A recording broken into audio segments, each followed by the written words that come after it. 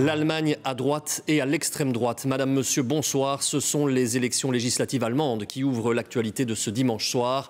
Sans surprise, les conservateurs de la CDU arrivent en tête avec environ 29% des suffrages. Sans surprise non plus, l'extrême droite arrive en deuxième position avec 20% environ. Elle réalise son meilleur score depuis la Deuxième Guerre mondiale. Nathan Gerlach, Nathalie Massard. Leur victoire était annoncée, les conservateurs allemands signent leur grand retour au pouvoir. Maintenant, nous devons nous parler les uns les autres et former aussi vite que possible un gouvernement avec une bonne majorité parlementaire. Le parti d'extrême droite AfD jubile, il devient la deuxième force politique du pays avec un résultat inédit. Chers amis, nous avons obtenu un résultat historique. Nous n'avons jamais été aussi forts au niveau national. Les électeurs ont donc tenu leur promesse de vote.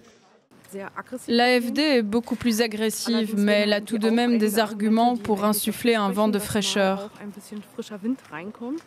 Par exemple, pour la politique d'asile et de migration, qu'il y ait plus d'expulsions d'étrangers. Les élections législatives étaient prévues pour septembre, mais l'éclatement de la coalition du chancelier social-démocrate Olaf Scholz a précipité le calendrier. Entre crainte et espoir pour l'avenir, entre changement et stabilité, jusqu'à 18h ce soir, les quelques 59 millions d'électeurs allemands appelés à renouveler leur parlement ont tranché. Au terme d'une campagne dominée par la question migratoire, une campagne plus que tendue, marquée aussi par plusieurs attaques meurtrières, par les prises de position pro-AfD d'Elon Musk et les tentatives d'ingérence de la Russie. Voici donc le nouveau chancelier allemand, le président des démocrates chrétiens de la CDU. Avec qui va-t-il s'allier pour former un gouvernement? Délicate négociation en perspective.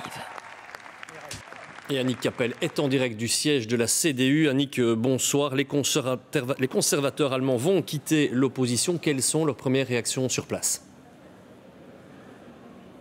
Alors vous l'avez vu dans le reportage, les militants de la CDU sont extrêmement satisfaits, mais on n'a pas vraiment assisté ici à une explosion de joie, pas de scène de liesse, je dirais plutôt un sentiment de soulagement. Soulagement sans doute parce que l'AfD, l'extrême droite, n'a pas dépassé les prévisions des sondages.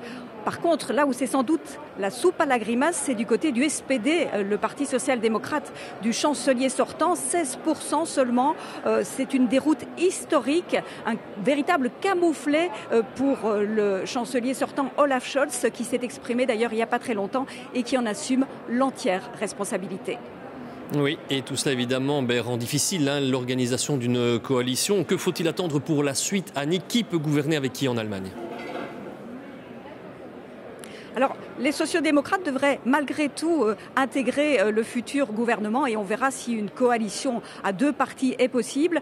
Ce qui semble acquis en tout cas, c'est que l'extrême droite restera en dehors du gouvernement. Le futur chancelier Friedrich Merz l'a martelé ces derniers jours, il ne gouvernera pas avec l'extrême droite. Cela dit, avec le retour des conservateurs au pouvoir, on peut s'attendre à un net virage à droite, notamment sur un sujet comme celui de la migration. Un grand merci à vous, Annick, et à votre équipe pour ces premières explications, donc en direct d'Allemagne sur ces résultats d'élections législatives anticipées.